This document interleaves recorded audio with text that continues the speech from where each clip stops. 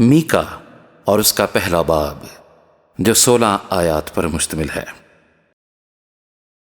سامریہ اور یروشلیم کی بابت خداوند کا کلام جو شاہان یہودا یوتام و آخز ہوئسکیا کے ایام میں میکا مورشتی پر رویا میں نازل ہوا۔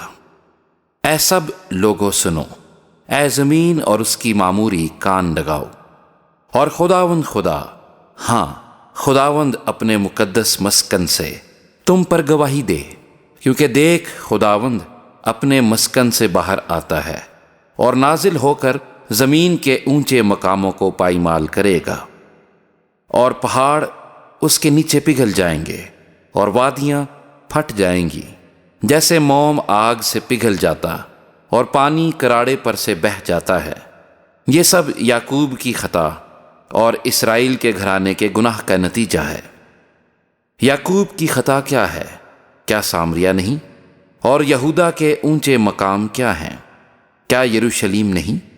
اس لیے میں سامریہ کو کھیت کے تودے کی مانند اور تاکستان لگانے کی جگہ کی مانند بناؤں گا، اور میں اس کے پتھروں کو وادی میں ڈھلکاؤں گا اور اس کی بنیاد اکھاڑ دوں گا، اور اس کی سب کھودی ہوئی مورتیں چور چور کی جائیں گی، اور جو کچھ اس نے اجرت میں پایا آگ سے جلایا جائے گا، اور میں اس کے سب بتوں کو توڑ ڈالوں گا، کیونکہ اس نے یہ سب کچھ کسبی کی اجرت سے پیدا کیا ہے، اور وہ پھر کسبی کی اجرت ہو جائے گا۔ اس لیے میں ماتم و نوحہ کروں گا، میں ننگا اور برہنہ ہو کر پھروں گا، میں گیدڑوں کی طرح چلاؤں گا اور شتر مرغوں کی مانند غم کروں گا، کیونکہ اس کا زخم لا علاج ہے۔ وہ یہودا تک بھی آیا، وہ میرے لوگوں کے پھاٹک تک بلکہ یروشلیم تک پہنچا۔ جات میں اس کی خبر نہ دو اور ہرگز نوحہ نہ کرو، بیت افرا میں خاک پر لوٹو۔ اے سفیر کی رہنے والی، تو برہنہ اور رسوا ہو کر چلی جا۔ زانان کی رہنے والی نکل نہیں سکتی، بیت ایزل کے ماتم کے باعث اس کی پناہ گاہ تم سے لے لی جائے گی۔